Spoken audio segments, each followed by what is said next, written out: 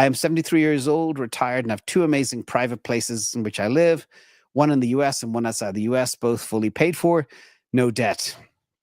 But I lost 90% of my cash nest egg in a Marin County real estate Ponzi a few years ago. So now my cash flow is very low. I need to maximize income since it costs my wife and I about $100,000 a year to tread water. I do have 1.5 Bitcoin, but don't want to sell quite yet. Good idea. Hold on to that. I'm trying to decide how much Bitcoin I should sell and rotate and how much I should hold on to. Unfortunately, I bought MicroStrategy at the top and it's down about 25%. I really need a faster horse. Was waiting to sell when it hit break even for me. Not sure when that will happen now. Which one of your models would be best to accumulate more dollars for living over the next few years? I have some basic trading skills, but nothing fancy. Options are confusing for me. I need to recover my nest egg plus generate cash flow. If you have any info, can you provide? Greatly appreciated. So I would love to tell you that at 73, you can start becoming a professional trader overnight and start generating cash flow. But if I did, I would be an idiot and leading you down a dark path because that takes a lot of time, dedication, skill, and you're under a sense of urgency right now. So I'm not going to recommend that path. Okay. That would not be clever. Now, out of personal interest, Marin, very close to where I am, and I had to dig into this story. And the Marin County, California Ponzi scheme, and this is Tina Benson, I think she is a victim. I dug into the whole story as to what happened. And the reason I want to spend a minute on this is I want people to be aware that if it sounds too good to be true, it is. And not only there are like 99% of all cryptos a scam, but there are scams that don't actually appear like scams. So let's look at this Marin County Ponzi details. And just quick numbers, 1,267 people invested in this. The company, the Ponzi, said they had 70 properties. They did. The estimated value of the properties was $550 million. The debt was $400 million. The amount owed to investors, over $300 million.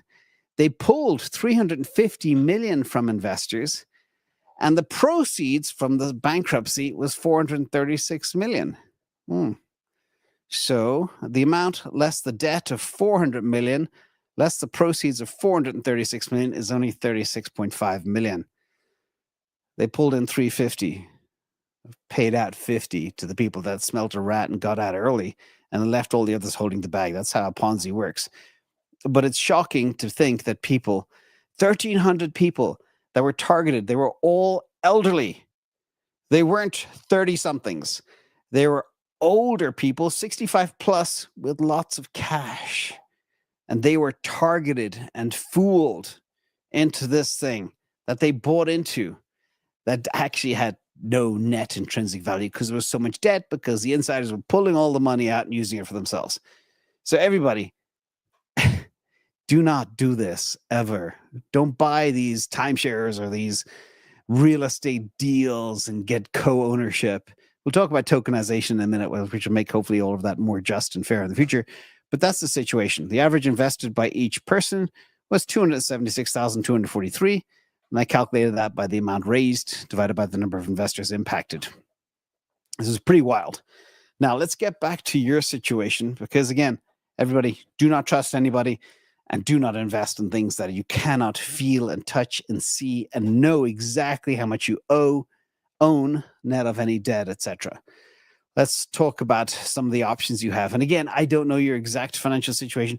I don't know how much your real estate's worth. I know you got two properties, one outside the US, one in the US. The one in the US is probably worth more than the one outside the US, but you never know. If it's in Monaco, it could be different. But I would really consider selling one property. Okay, you get immediate liquidity. I don't know how much you get, maybe $500,000, maybe $1 million bucks. Also, one thing I've learned in life, the more stuff you have, the more headache you have. And the older you get, the less headache you should have. It's okay if you're 30 and you're managing multiple properties, etc. But I manage properties. It's a headache. It's a constant headache. And I'm getting to a stage where I don't want to do it anymore, but I still do it. Anyway, emotional disruption. all that type of stuff that's there. There's a lot of thoughts putting on here. Simplification. If you reduce the number of real estate you have, you reduce expenses and headaches and taxes and insurance, which is very burdensome on multiple properties. Moving around as well, travel is a pain. And transaction costs, I don't know how much it'll cost to sell or where it is or what taxes you have, but I think that's definitely one good option. Also, another thing you could do is do a reverse mortgage on the property. Lots of details here as to how you could do it, but reverse mortgages are a good way to pull out the cash you need from the property. Don't worry, if you have real estate, say it's $1 million property, if it's in Marin, it's probably $1 million plus, many millions even.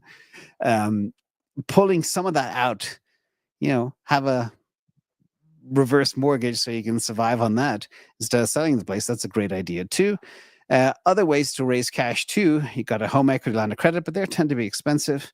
You borrow up to 90% of the home value, but the interest rate's high, 7 to 9%. You can rent out the property, your holiday home outside the US, or when you're outside the US, rent out your US home. Make a lot of money that way. Cash out refinance, another option. A home equity investment.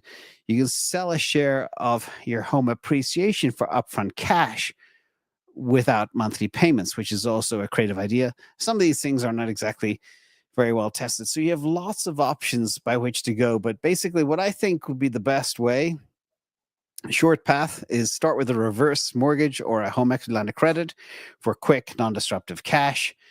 Long term, sell the less used property, probably the foreign one, for a lump sum. And the money you have from that, you could do an Airbnb in different locations. You don't have to be locked down to that same place. And I know people can grow attached to real estate and properties. It's hard to let go, but also think of the headache you're saving too.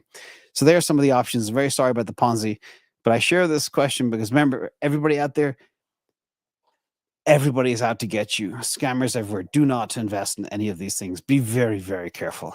Very careful. And by the way, this was, I think, an accountant in Novato, California, who set up this whole thing, who had a long history of being a complete scammer. Like, he was like 20 criminal charges against him before he even set this up. So if anybody spent 5 minutes doing due diligence, they'd quickly be able to understand that the guy heading the Ponzi was a scammer in the first place. Anyway, this is kind of a broader investment lesson for you all. It takes a lifetime to make it and a second to lose it. Don't get scammed. Don't give your money to anybody, ever.